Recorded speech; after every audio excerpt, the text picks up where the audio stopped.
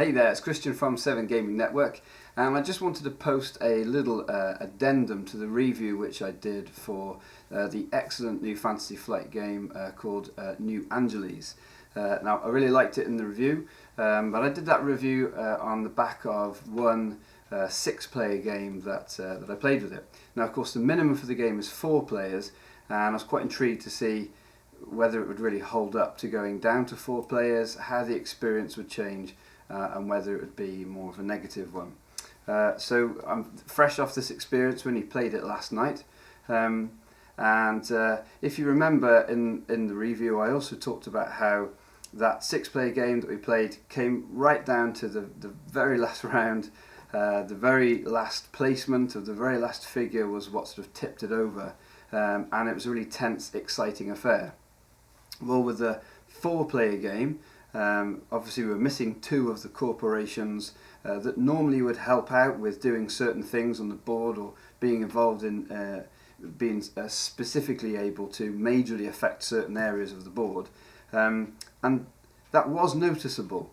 However, what they've done is they've built in a way that you can actually take more cards that from the areas that the corporation that would normally be responsible for certain areas.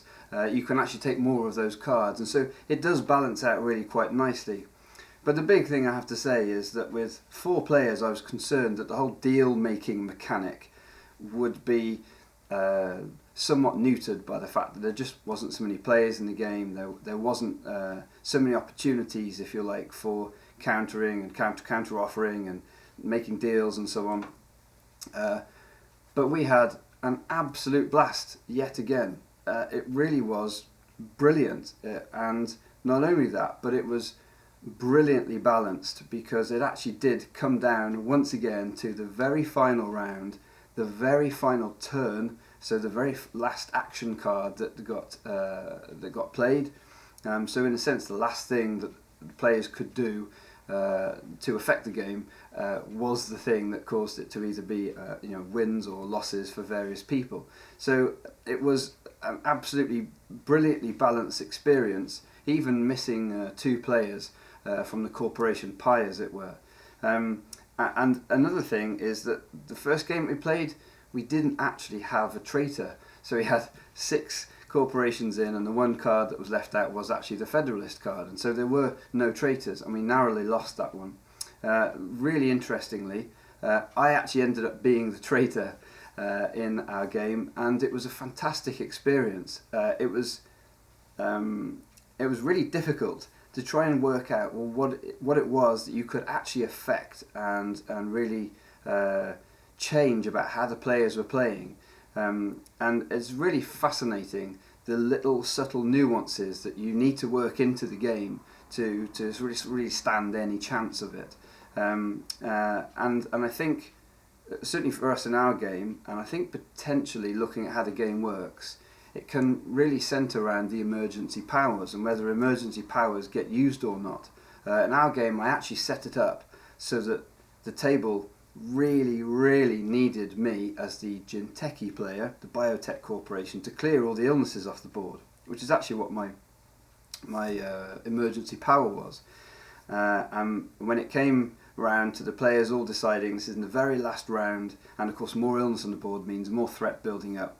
Secretly, that's what I want the threat to build up so I win.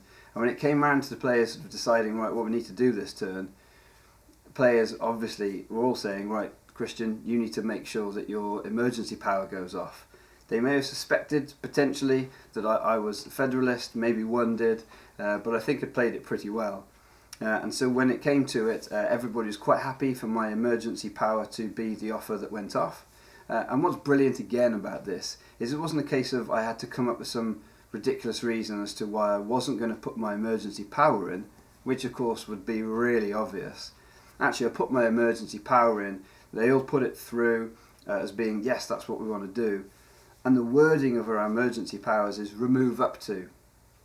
So of course in the final round there was only 2 turns left. When they really needed this to go off, I could just say at that point, I'm actually going to remove no illness from the board, even though you were hoping for 4 illness tokens to come off. And what that allowed me to do, of course, was to reveal that I was the Federalist in that action, and radically change and make the last 2 turns really tense to see whether the other players could salvage something from this and manage to stop the threat going over to 25, and then of course my win, as they're obviously assuming I'm then the Federalist. So it was a brilliant experience. It was still tense right to the finish.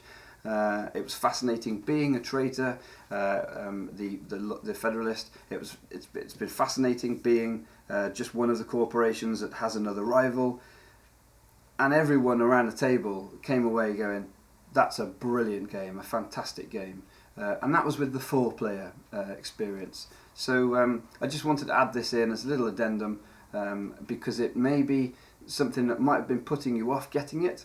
If you perhaps could only get 4 players together to play it, rest assured, 6 brilliant and 4 absolutely brilliant as well. So don't let that put you off. And I hope you enjoy playing New Angeles if you get hold of it. Bye for now.